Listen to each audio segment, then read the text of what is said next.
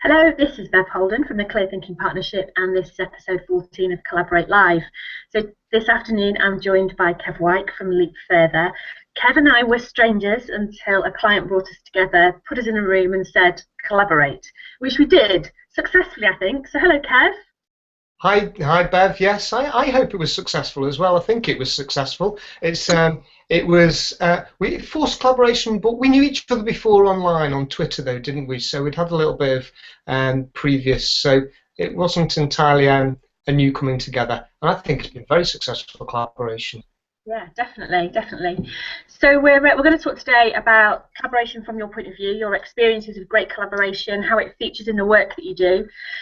So I guess we'll start by looking at the kind of collaborative experiences you've had where you can pinpoint what it was that made them really successful and what the factors were that made those collaborations successful. So tell us your story. Yeah, thanks.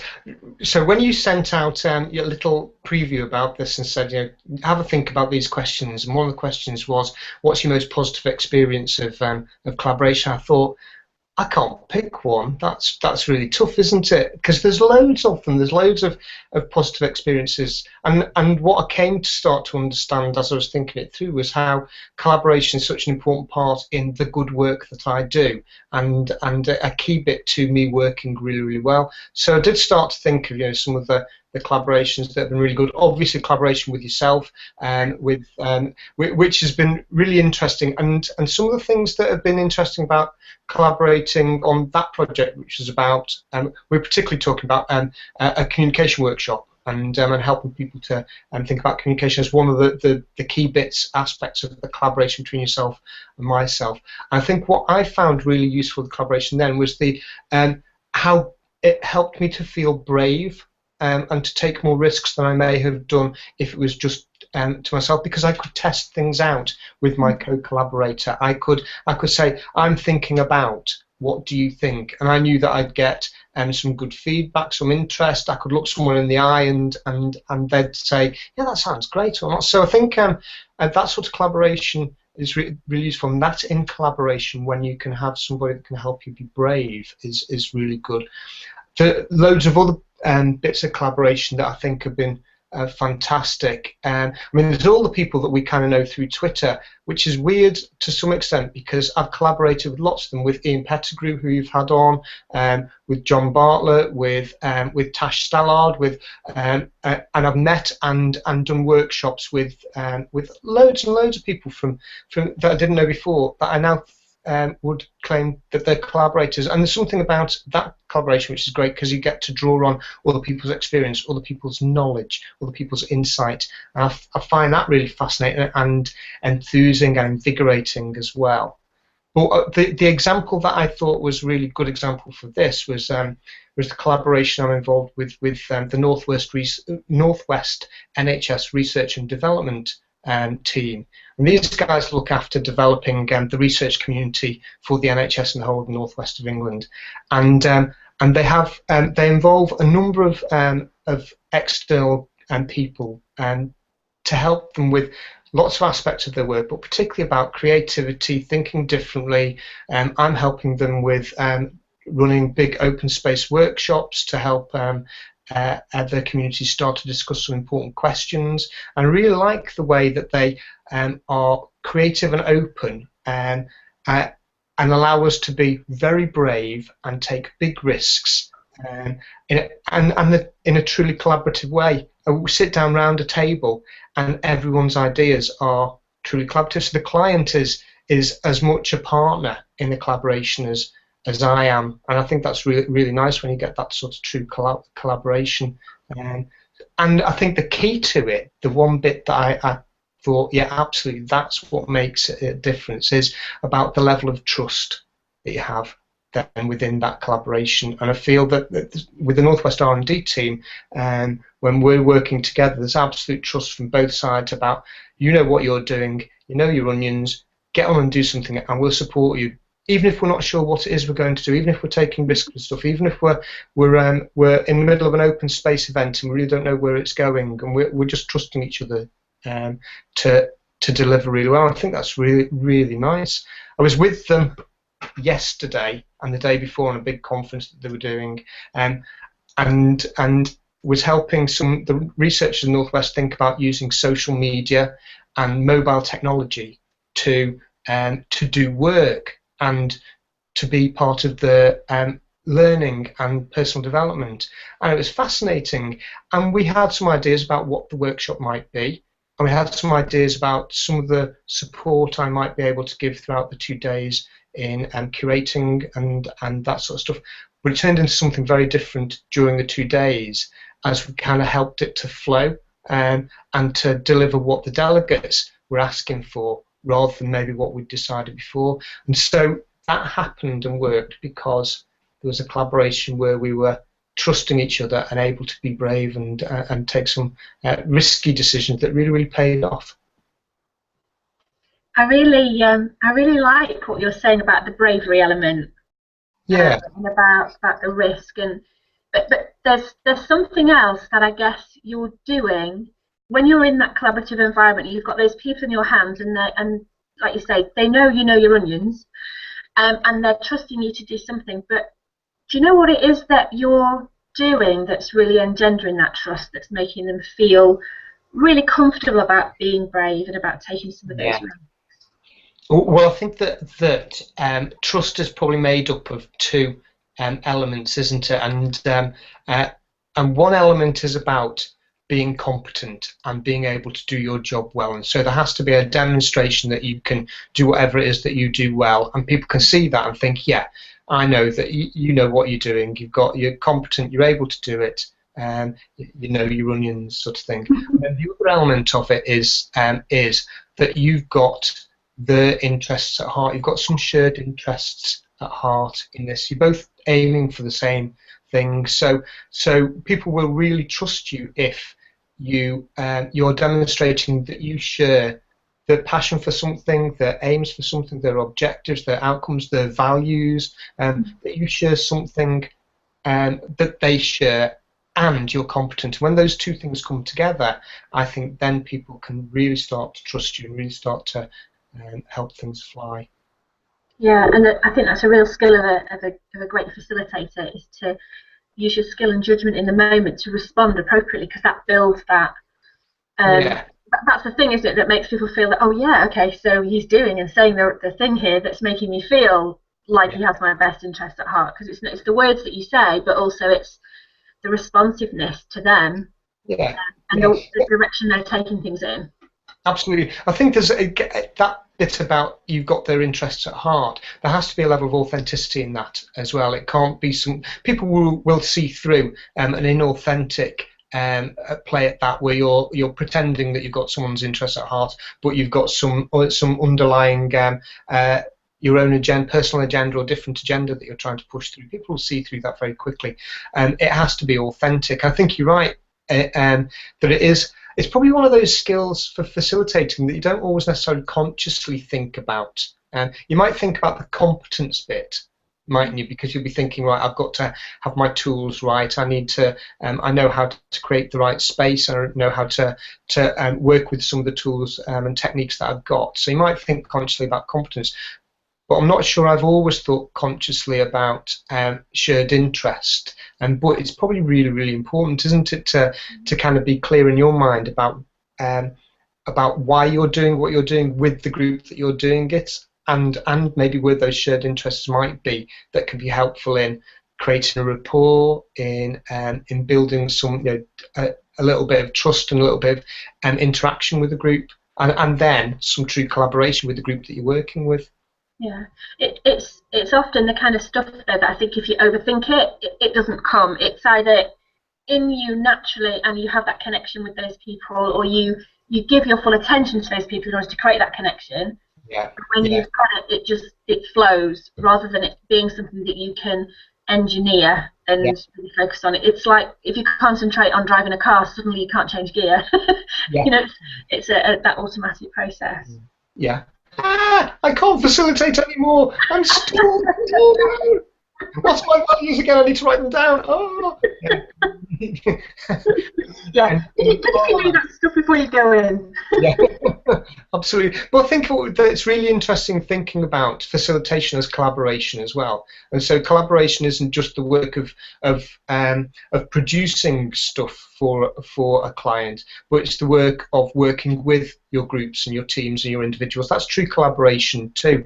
And I think what I've recently I've had a little bit of a challenge in terms of I've been introduced a couple of times as a trainer at a couple of events, and I really riled against it, and it was really interesting. I wondered what's going on there, that I'm kind of like, I feel personally affronted by the term trainer, because there's nothing wrong with it, you know. It's but I thought there's two things here. One, I don't think I come into a room necessarily with lots of things to teach somebody, as in, you know, a list of things. You're going to come out and you're going to have learned all this lovely stuff.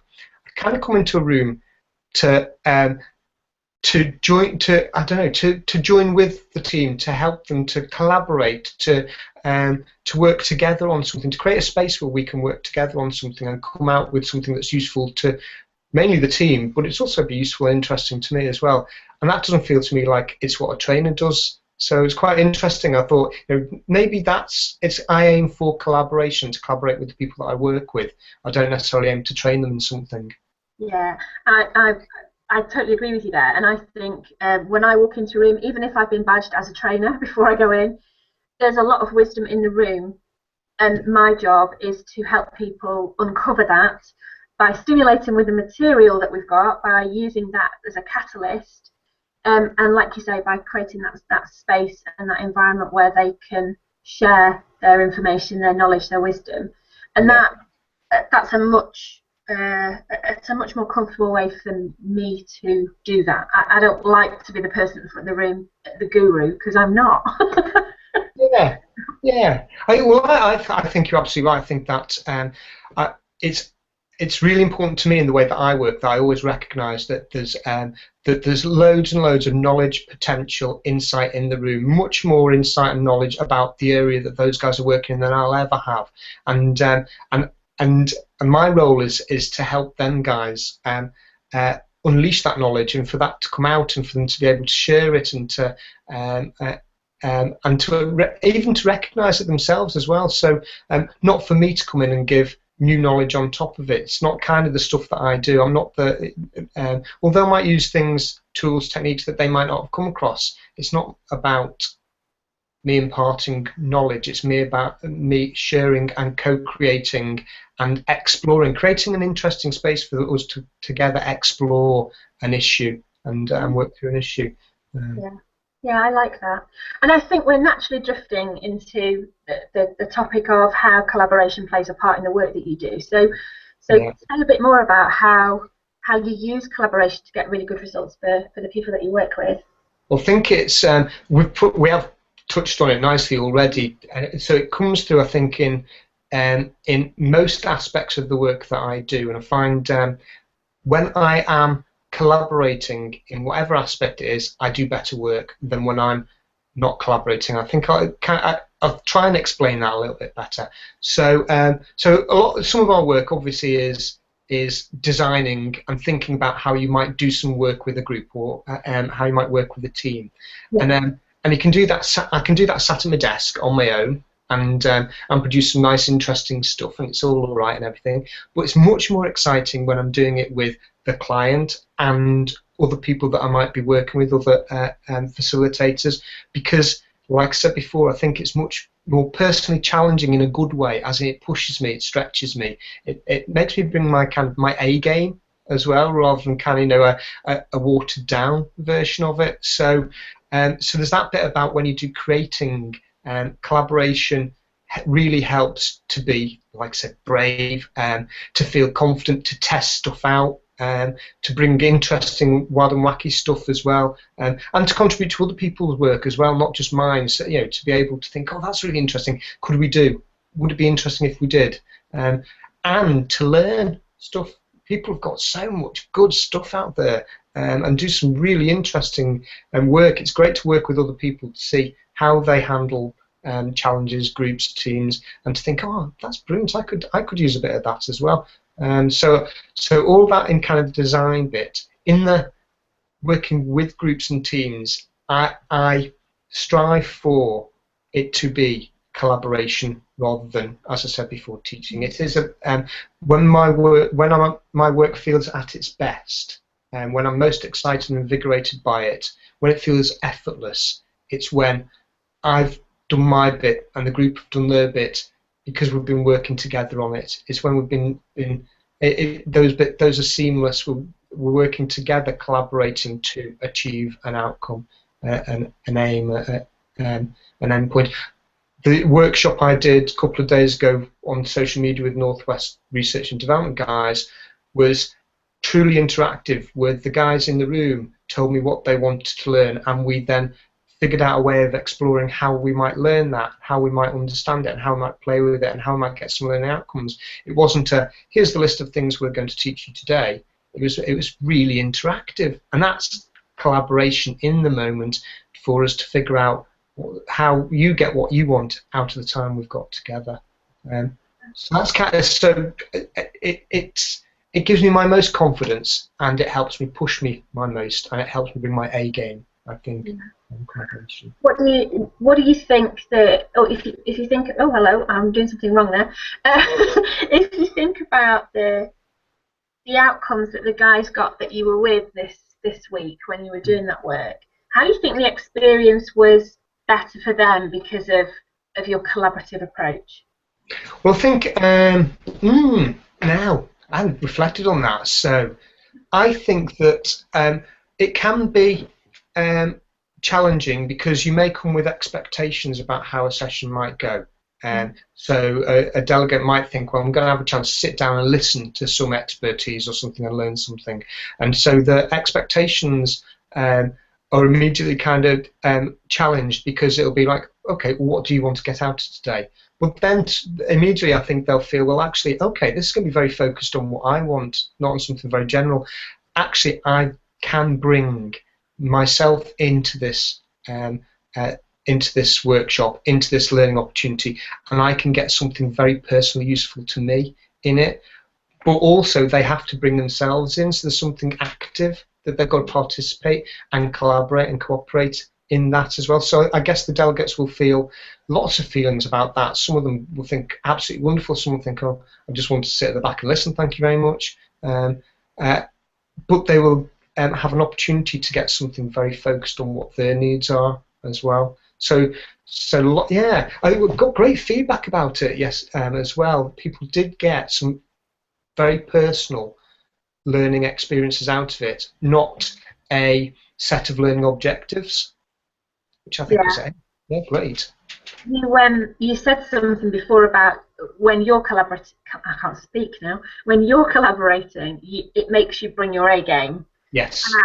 And it, with what you just described there about your experiences with the group this week, I think it probably makes them do that as well. Certainly for some of them, those that are more mature and more comfortable having control of their learning.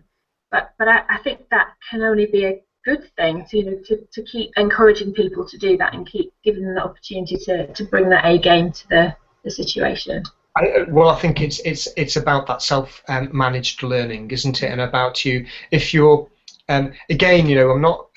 We're not the work that we tend to do. The work that I tend to do. It's not about university learning and academic learning and that sort of stuff. It's very different, and it's absolutely ripe for and best for people to manage that learning themselves and to be a very active participant in that learning. And for people like me to help them, like you said before, to stimulate them and to make them think and to help them to have spaces to think in interesting ways, but that they've got to be really active participants, collaborators in their learning, and for it to be really relevant to them, for them to make the most of it, for them to take it back and make a difference at work as well. So I think there's something really interesting there, again, that I'm not necessarily consciously considered about the collaboration being part of self-managed learning and really making that learning have huge impact for them personally as well.